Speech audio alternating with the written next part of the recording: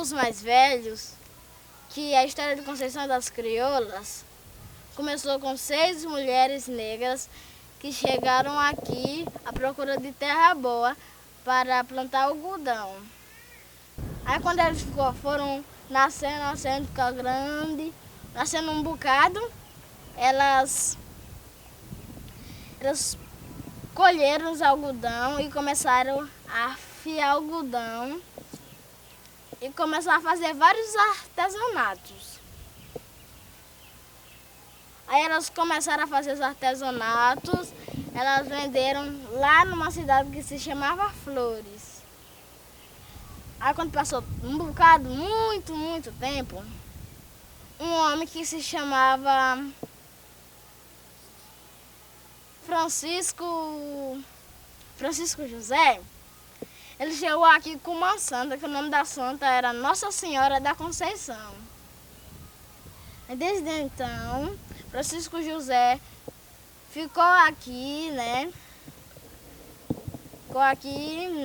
Aí, Conceição das Crioulas foi dado esse nome por causa Conceição, por causa da santa que Francisco José chegou aqui trazendo ela, e Crioulas por causa das 6 mulheres negras. Conceição das Crioulas, depois de 95, passa por um processo de grande transformação. Com a implantação da escola Professor José Mendes, escola essa que teve seu terreno doado por Andrelino Mendes, por não termos acesso ao território, vive hoje um momento diferente. Depois de muitas lutas, conquistamos e acessamos outras partes do território. Porque não existe educação diferenciada e específica em Conceição das Crioulas sem território indenizado. Pois a educação é instrumento legal de nossa luta e fundamenta a nossa história e identidade. Então, como é que eu vejo, como é que eu avalio a educação do passado até agora? Eu acho que nessa minha fase de estudante, eu acho que eu peguei 2 fases distintas. Uma fase de transformação em que a escola, por necessidade, ela teve que se adaptar à ansiedade do aluno, o desejo do aluno. A escola deixou de ser aquela coisa, eu diria, no mau sentido da palavra, tradicional, né? Sem que ela não dava conta do que a gente estava precisando naquele momento. Era métodos arcaicos, ainda alcancei palmatória, alcancei gritos, alcancei difamação, tudo eu alcancei dentro da sala de aula. Depois, a escola foi mudando, né? E por incrível que pareça, ela mudou, acho, aqui em Conceição, já com uma professora, minha primeira professora, em que o jeito dela era diferente. Não era uma professora que dava grito, mas era a professora que ia, que brincava com a gente, do Trisca, do Bandeirinha. Então ela foi muito inovadora nesse aspecto. Depois que eu passei para José Mendes, existia tanto uma escola nova, como também uma clientela, eu acho que preparada para isso. E assim, você tinha uma clientela com um bocado de sonhos, de possibilidades, de perspectiva, de esperança reprimida, e a escola José Mendes, ela veio como se fosse essa coisa que abriu um bocado de portas para a gente. Então, se a gente falasse esperança para uma escola, a José Mendes poderia ganhar esse sinônimo de possibilidade, de perspectiva, de novos horizontes. A gente poderia muito bem, em vez de chamar escola José Mendes, a gente poderia chamar escola possibilidades, a gente poderia chamar escola de esperança. Então era de um jeito em que a gente saía daquela escola e saía caçando no mundo da gente o que a gente aprendeu ali, né? Se era português, era identificando na fala da gente, do povo da gente, como era que aquele português atuava. Se era geografia, era que era mais louco, porque a gente saía caçando estrelas, caçando riacho, caçando serra, mas justamente porque a escola estava conseguindo naquele momento dar conta do que era da gente, do, assim, de direcionar a gente, de motivar a gente, para a gente perceber que a gente podia realizar aquela vontade da gente, de realizar algum sonho que a gente pensasse.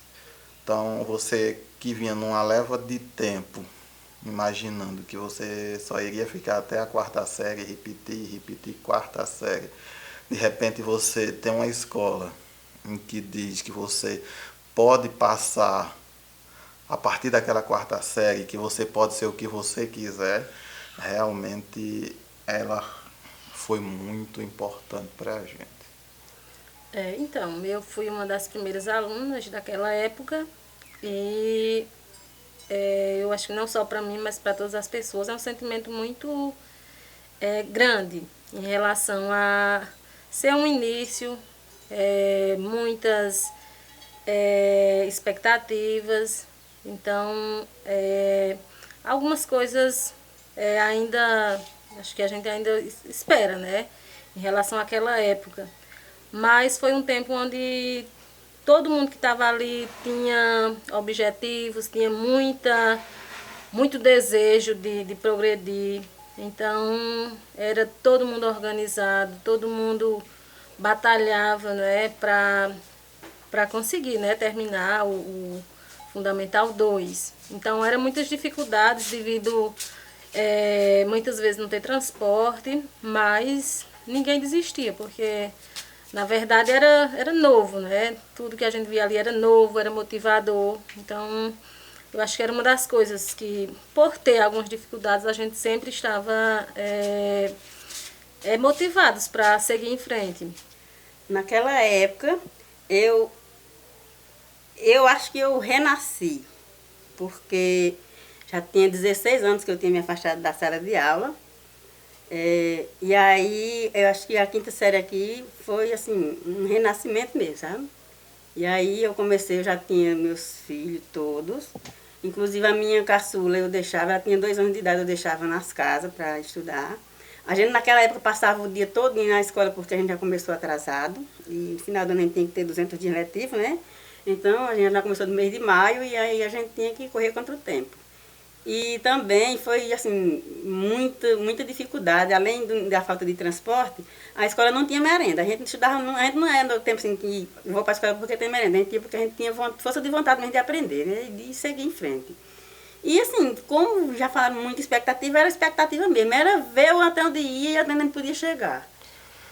Aí a gente tem um novo momento, que é justamente esse novo momento em que você tem uma clientela diferente. A escola não mudou. A escola continua implantando sonhos, a escola continua motivando, mas a clientela é diferente. A escola não tem sonho, essa clientela de aluno não tem sonho reprimido que nem a gente teve, não. Assim, eu acho que naquela época, acho que as turmas daquela época acho que tinha mais força de vontade, tinha mais curiosidade, mais vontade mesmo de crescer. Hoje a gente vê, assim, por conta como é que diz? A facilidade, né? Por conta da facilidade que o transporte passa na porta, não falta merenda, tem os profissionais tudo da comunidade, mas a gente sente que as turmas de hoje não são mais como as de antes, né? A gente tinha mais curiosidade de ver as coisas avançadas. Hoje não, hoje a gente vê que a maioria vai para a escola por ir mesmo, mas não, assim, não é com tanta força de vontade, não. Sim, meu sentimento enquanto aluna daquela época é esse, que a gente tenta passar para os alunos hoje, que hoje as coisas são bem mais fáceis do que naquela época e hoje a gente não vê os alunos com essa motivação que a gente tinha naquela época. Pouco do que a escola faz é inovador. Então, se não é inovador, não conquista. Então, se não conquista, não motiva. E se não motiva, a aprendizagem fica a desejar. Então, eu não culparia professor, eu não culparia gestão por conta disso. Eu culparia uma questão do próprio sistema mesmo. A educação ela foi iniciada a partir de uma série de dificuldades. Possibilitaram a educação a gente, porém ela veio junto com uma coisa que precisava que a gente entendesse, que era valorizar aquilo, que era a educação que foi nos dada, foi iniciada com muita dificuldade, como eu já disse. Porém, se a gente trouxer para os dias de hoje, a gente vê que a realidade ela é outra, né? Já passaram aí muitos anos e hoje a gente se sente parte da escola enquanto professor, enquanto liderança da comunidade, enquanto pessoa que passou por um processo de transformação e hoje tenta transformar de alguma maneira que a gente vê que é possível e vê também essa capacidade em nossos alunos. Agora tem uma coisa que é muito diferente, se a gente observar hoje, nós temos uma quantidade de alunos muito maior, nós temos uma quantidade de escolas também, né, de N possibilidades hoje, não é? Por conta de uma série de influências externas também, que a gente não pode deixar de falar nisso, né, de redes sociais, a própria televisão, que na época que a gente iniciou não tinha. Então isso tudo vem para a cabeça do aluno, vem junto para a realidade escolar. Quem sabe a gente se encontre, quem sabe a gente encontre um meio de novamente ver a escola que nem a gente viu a José Mendes em 95, em 96, que a gente sabia que a gente tinha que cuidar daquela escola porque era tudo para a gente naquele momento. Não se limpava a escola por conta de consciência ambiental, se limpava a escola porque a gente tinha que cuidar, porque a escola era nossa. A gente vive hoje uma realidade diferente. No momento que a gente formava grupos para estudar, lá em 95, 96, formava grupo, quem é bom de matemática, junta, vai estudar matemática com aquele aluno, não era com o professor, com aquele aluno. E nós tínhamos, toda sala a gente sabe que tem pessoas que é melhor em uma disciplina, é melhor em outra. E aí essas pessoas eram multiplicadores de conhecimento. Hoje a gente ainda tem isso, porém a gente sempre deseja o melhor, quer que eles façam aquilo já que a gente fez e foi bom, né? Mas a gente sabe também que eles fazem de outra maneira. A gente precisa, eu acho que é um desafio da gente, é fazer com que o aluno olhe para a escola da gente com aquele mesmo olhar, né? Mas é como eu disse, os nossos alunos hoje ele têm consciência disso, de que a escola é tudo isso, é esperança, é possibilidade, é novos horizontes, é conquista, eles sabem disso. O problema é deixar isso para depois. Nós não tivemos nós não tinha esse negócio de deixar para depois. Nosso jumentinho, velho, encangaiado ou sem cangaia de cela, chegou naquele momento. Hoje, né, o que eu consegui, né, aprender e hoje a pessoa que eu sou enquanto profissional, eu agradeço muito essa época mesmo, os anos 95, 96, 97, 98, que a escola José Mendes, né, pôde contribuir nessa formação mesmo. E eu acho que ali todo mundo que saiu daquele período, hoje todas as pessoas conseguiram, não é?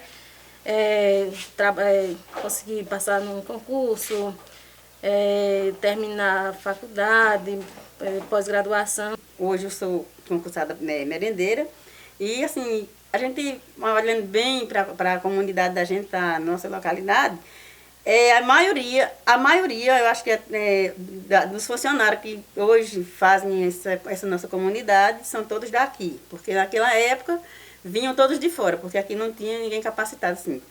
2 ou 3 pessoas no máximo, né? O restante veio tudo de fora. E hoje, se a gente for olhar, quase não tem pessoas de fora que suprem essa necessidade e cumprem essas vagas, né? Então, são todos da comunidade, saíram todos daquela escola, então eu acho que isso foi bom demais, né? Porque toda a sala de aula que tem aqui, todas as escolas, são os professores daqui. Aí se Os professores daqui saírem, vier outro, como é que vai ser? Não, eu mesmo, eu luto por os que são daqui, porque eles fazem trabalho e mostram. Eu mesmo tenho muito o que mostrar dos professores daqui. São boas lembranças. Boas lembranças mesmo. Porque a gente, até o jeito da gente ver o colega da gente. A gente olha, a gente tem uma afetividade maior com aqueles colegas da gente. A gente consegue, a gente vai vendo quem foi os nossos colegas da quinta série, da sexta série, da oitava série, a gente consegue sentar e lembrar, fazer lembranças, contar, cada quem conta suas lembranças, cada quem conta suas histórias. E assim ninguém conta seus problemas. Talvez porque era tanta coisa boa que problema era detalhe. Meu sentimento é muito grande e aí eu quero passar para os meus filhos, né, essa história, né, para que eles também possam dar valor à educação, dar valor à cultura, dar valor ao lugar, né? Então, sem esquecer as raízes. Então, eu penso assim, que como naquela época era início, né, de um processo, então eu acho que um pouco desse estudo aprofundado, de buscar esses conhecimentos, né, que não estavam nos livros didáticos, ele começa a partir daquela época. Então, naquele tempo a gente já começava a estar fazendo pesquisas na comunidade para estar construindo algum material que pudesse ter a nossa história ali. Então, hoje, né, a gente já tem bastante material que conta isso. Mas naquela época a gente foi também pessoas que contribuiu para que esses materiais que contassem essa história pudesse estar sendo construído. E aí, com o passar do tempo, está aprofundando esses estudos para que pudessem ser referências hoje. Então, o PPP historicamente foi ensinado para a gente que seria uma sigla, Projeto Político Pedagógico. Só que, no meu entendimento, o Projeto Político Pedagógico aqui em Conceição ele vai além dessa sigla.